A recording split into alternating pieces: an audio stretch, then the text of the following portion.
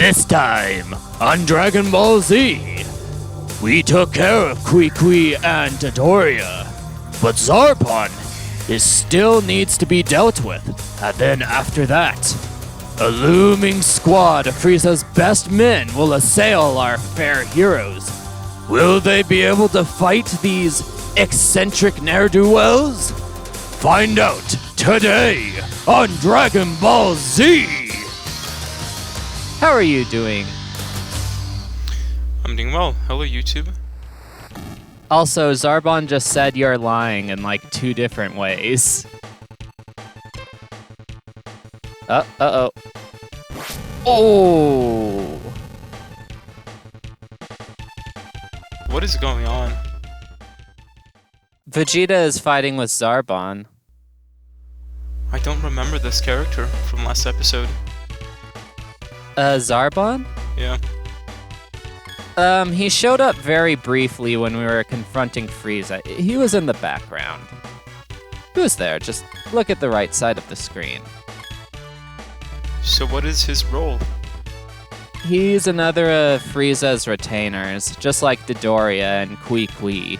He's the strongest of them all, and the only one that can challenge Vegeta at this point. Something I believe I've noticed is that Vegeta seems to be stronger than Goku. Is that true? No. Wait, who's stronger than Goku? Vegeta. Yes and no. See, the thing with Goku is that his base power at this point in the show is actually relatively weak. At least compared to the heavy hitters. Oh, by the way, let me see if there's anything important to... Oh yes, bubbles. Generally speaking, there are 2 ways to skip encounters in this game. The first is bubbles, the second is the Scouter A.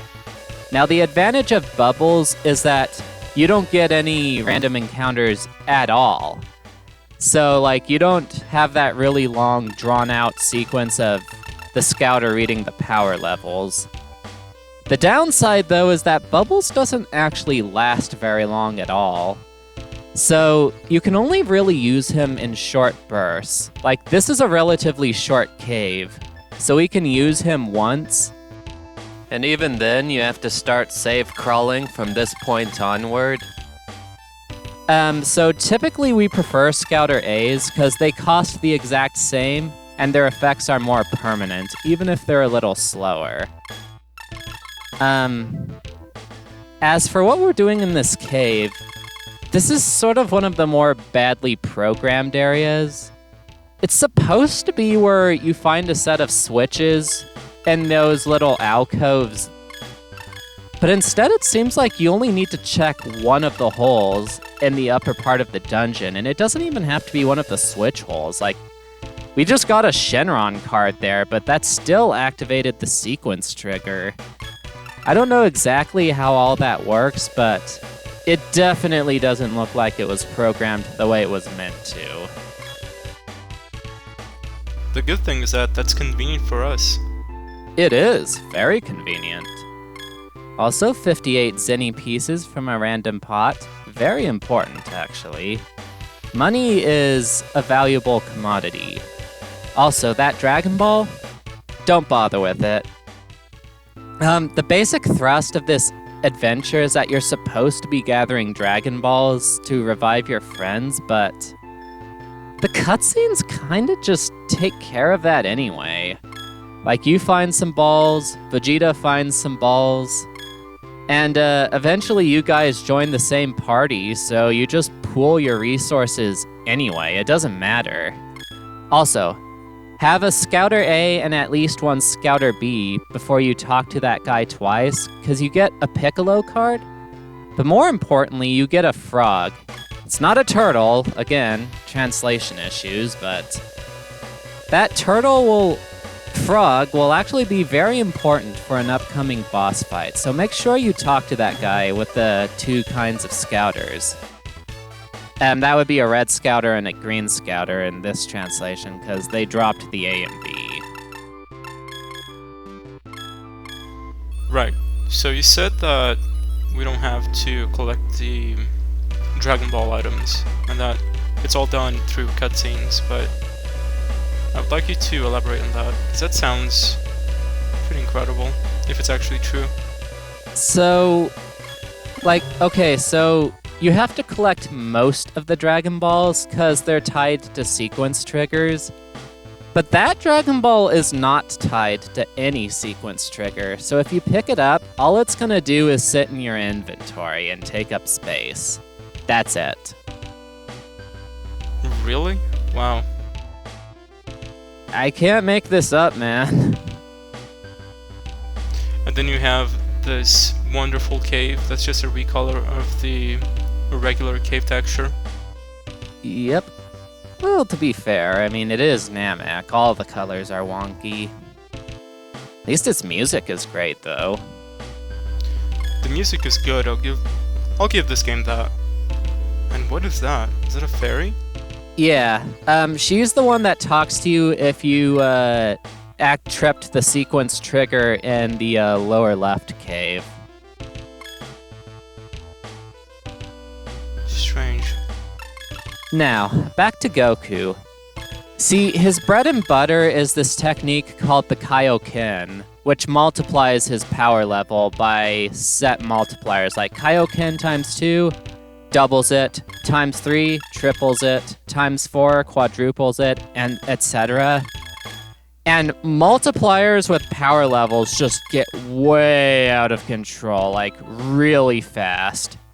So at this point in the show, Goku is getting access to higher and higher multipliers, so he just soars way past the other characters. So, no, Vegeta is not stronger than Goku. He is not. Now, this fight here is optional, but we get a character with a power level of 42,000. And yeah, he's called Chaozu, and he sort of glitches out the text when you hover over him. This is about the point where the cracks start showing more and more in this fan translation. Did you, yeah, his icon is exactly the same as yours. What the hell? They'll explain that. Okay, so he was fighting a body double. You have this sort of useless technique in the show where you can clone yourself, but your power level is split between how many clones you have. So if you have one clone, each half has halved power level. If you have 3 clones, each one only has a fourth of your original power, so it's kind of useless.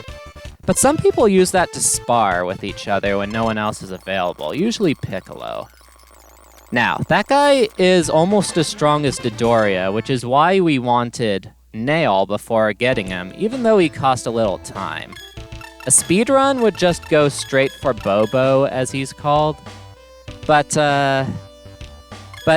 And it would be doable, because our power levels are a lot higher, but it's still kind of risky. So for the purposes of a walkthrough, this is what you want to do. Just get Nail first, and everything will be good.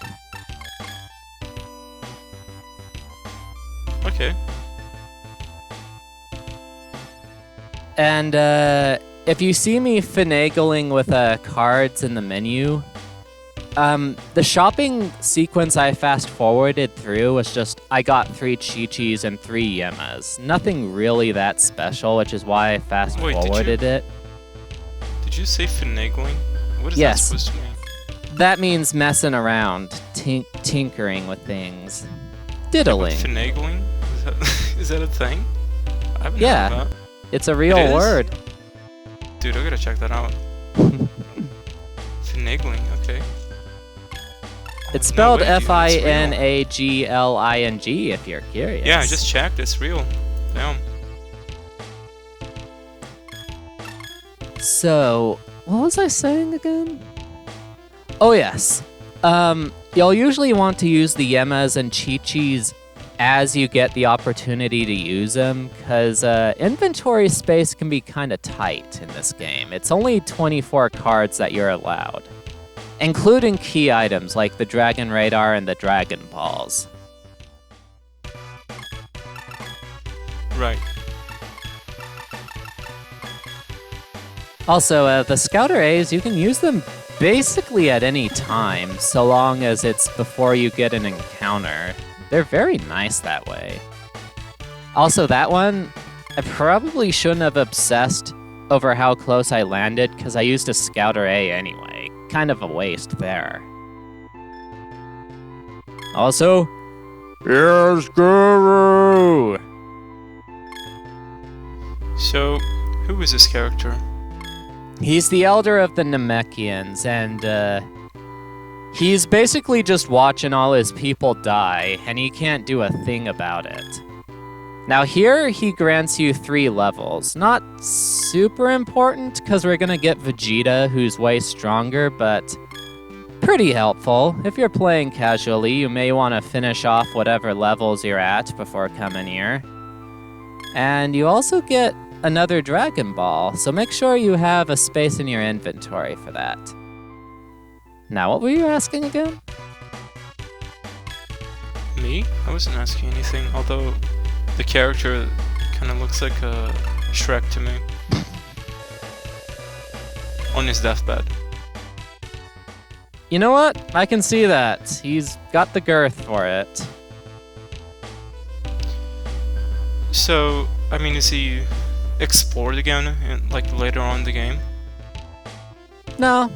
He just sort of is a minor character the plot cuts away to sometimes, and then you sort of watch him die.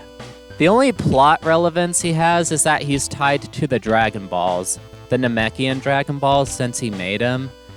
So when he dies, the Dragon Balls turn to stone. And that happens before the party can get their 3rd wish, which would have been to make Vegeta immortal against Frieza. Turned out to be a good thing, because Vegeta's kind of a jerk too, and they managed to beat Frieza, but it was scary when it happened. Interesting. Also, getting some items that I didn't on the way before, because, again, less space in my inventory.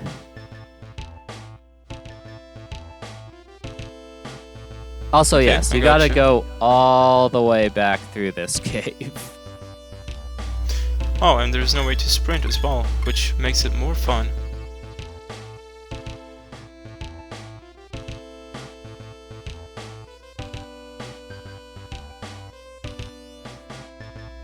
I'd also like to point out that the houses in this game are like, they have like 2 pots in them and nothing else. Yeah, they're a little empty, although, well, to be fair, Namekians don't need a lot. They just drink water. You mean the green water on the ocean? Yep, they're aliens, you see. What is it supposed to be? Is that like regular water or? It's regular water, it's just Namekian water. So it's functionally the same, it just looks different. Far as I can tell. Like, Goku was suspended under some water for a good while against Frieza, but didn't affect him. Now, anyways, make sure you just use a high-level keycard against Zarbon here. He's only a little bit stronger than Dodoria. The only problem with this fight is that Vegeta, he has a chance of disobeying you. Remember when I was talking about that at the beginning of this Let's Play? Oh yeah, I do. We even drew a parallel to Charizard. Yeah. And this is about the time where that sort of becomes a problem, because he is also by far your most capable party member. At least if you're doing it like I do and aren't doing excessive level grinding. So you kind of have to rely on him.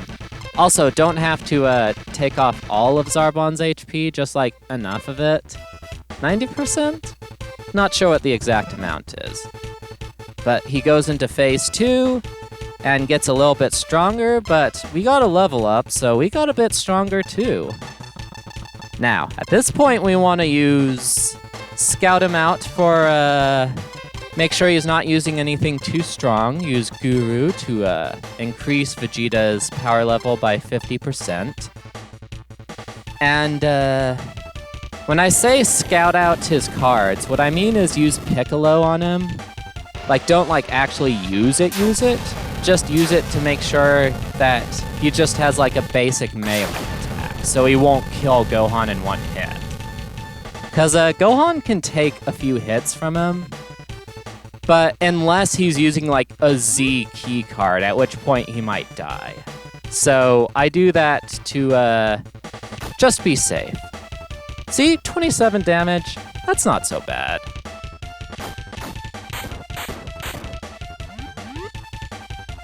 Interesting. I mean, Gohan can't really do anything to him, but so long as he can survive. Okay, so that's a Z defense card, but it's a attack card of 1, so Gohan's safe. Oh, Vegeta just disobeyed us. So what is the chance of Vegeta doing that? I don't really know, to be honest. But if I had to guess, it's either a 25% or a 1 in 3. That's how it seems to me. Because, he cooperates more often than not, but you can get some bad streaks. Speaking of bad streaks, Zarbon can also go twice, so sometimes things like that can happen. Which is why I don't want his first card to be super strong, too. So when Goku disobeys you, I'm hoping that he, oh, right, Vegeta. I'm hoping that all he does is, not use his attack. I hope he doesn't use it in the party, or against the party. He does not. Unless you're using something called, it's the third key attack in his list of key attacks. It's called Gallic Gun, even though that's clearly not what it is. It's something where he does an explosive wave against all the enemies, but he has a chance of hitting you with that attack too. Cause he's being reckless with his attack. So are there critical hits in this game? Kind of. You know how sometimes you'll get a cinematic of them doing a headbutt on the enemy? Yeah? That's kind of your critical hit. Basically, they execute that seemingly at random. I think it sort of has to do with how much higher your power level is, or whether you have a hidden speed. I don't know enough about the game to say, but basically you'll get those headbutts and they'll do around double what you did on your previous attack, unless you used a key card. Those are basically your critical hits. Okay, fair enough. Now, a few more rounds of gravity training with Goku. Make sure to burn up your weak cards. Make sure you have at least 3 strong key cards, save your game, and then do your last round of gravity training. Because right now is probably the hardest, most frustrating fight in the entire game. The fight against the Ginyu Force. That sounds like a lot of fun. Oh. So, this is another instance where the game's poor programming kind of bites it in the butt. Because, remember how I made a big deal in part 1 about how fast or how slow Goku went through King Kai's training? Yeah? Well, if he's only level 33 by the time he fights these guys, you can actually get him for the Rakumen Goldo fight. The problem, however, is that the game auto-levels him to level 14 when he starts the gravity training in his spaceship. And you get 2 levels from each round you do, so it's impossible to have him any lower than 34. Which means we don't get him until the next fight. And look at Raccoon's power level. Look at it. How much is it? I can see. 65,000. Also, launch failed there the first time, so I had to watch it again. I dissolved through that for your guys' sake. So, basically what you have to do is you have to paralyze Raccoon with Grandpa, reduce his defense to 1 with Piccolo.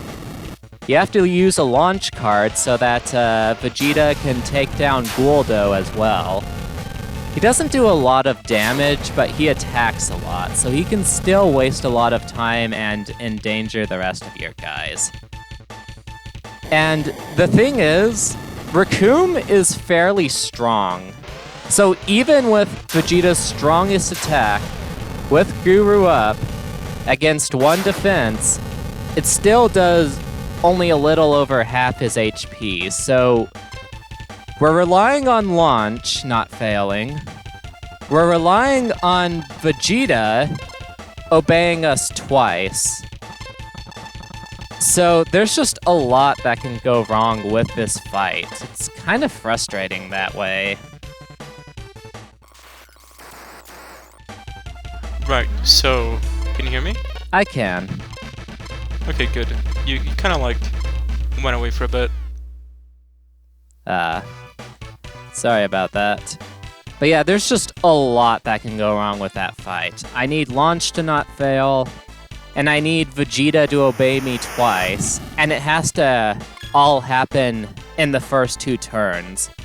Because, like, if he starts disobeying me at the start, but then later obeys me, after I've run out of Piccolos and after I've run out of Z key cards, then it's just... I may as well just reset right there, because even on the off chance I win, it's just gonna take so long. Fortunately, we have Goku for this fight now, so we're just gonna Kaioken the heck out of Birder here. Watch this, watch this. This is gonna be awesome. I don't know if you noticed, but a lot of the animation in this game is like so much of flashing, and it can be straining on the eyes. Like, see if you can notice that. It never strained my eyes, but there is a lot of flashing. I will grant you that. Yeah, see, look at that. That is so... Yeah, that is very distracting. Whoop! Goku and his power level of 470,000. These guys just cannot touch him. So, is there an upper limit on how many power points you can have, or power levels? Is there an upper limit? I guess the upper limit would be like 9,999,999, because the game allows for 7 digits. Really? That's incredible. Indeed. Actually, wait. Is that the case? Yes, that is the case. So, let's get a few more powerful Z cards, because we're not quite done with these guys yet. We're past the hardest point. And, we want to get King Kai now. That was the blue guy I bought. He's a less potent version of Guru. We sold him earlier in the game because we absolutely needed the cash and because you don't lose anything by selling, but now we have plenty of money and we don't have any more Gurus, so we want a King Kai for these upcoming fights. And we also want 2 Piccolos for, because one of the fights is going to be super easy. The other is going to be another luck-reliant fight. Not to the extent that Raccoon and Guldo were, but it's still another one where we need Vegeta to cooperate.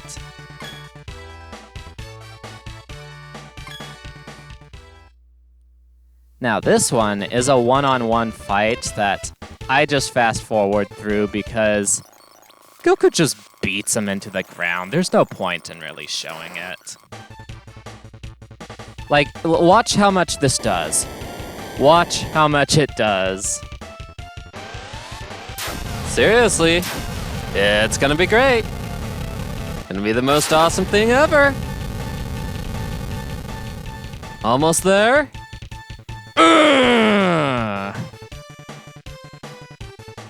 So, once you get him down below like half HP or something, he'll do that body change attack and just swap bodies with Goku and end the fight instantly.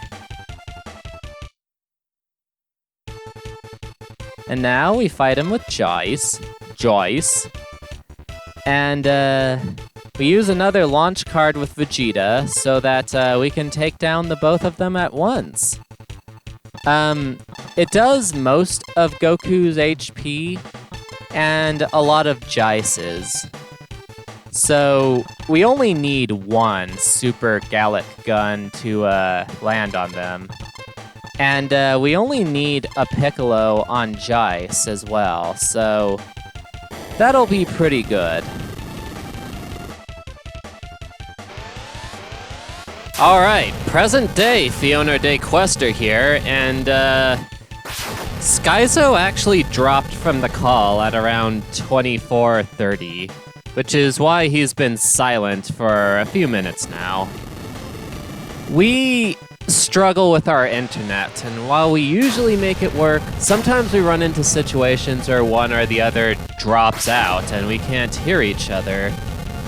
Now, we attempted to redo the recording from 24:30 onward, but looking at the footage and everything, I think it would turn out better if I just did everything from here on out. So, here I am. So really, the big thing here is that you don't try and beat them down with regular melee attacks if your launch plus Super Gallic gun misses, because each of these guys can attack up to 3 times in a single round. And they will waste a ton of time. And I do mean a lot of time. So much time that I would actually prefer to just reset and do the Ginyu fight over again. I mean, if I get unlucky, it might be slower that way, but on average, it's faster to just bank on launch plus Super Gallic gun working and just reset if it doesn't. At least that's the way it seems to me, although I don't know for sure. Plus, the fight is safer that way. I mean, spoiler alert, anyone who died is gonna be revived soon anyway. Still, resetting and banking on that Super Gallic gun is still the safer strat. Anyways, once Jaice is down, you basically just wait until Goku Ginyu is below 50% HP, because then, at random, he'll decide to switch bodies, and that's when the Toad card is activated automatically, and the fight just ends right there, just like in the show. If you didn't have the Toad card, you could get him with regular melee attacks, but that takes longer. Plus, you get a free Piccolo card out of that whole side quest thing. So, fight's over now. Have a nice day, everyone. God bless y'all, and see you in the next episode. Bye.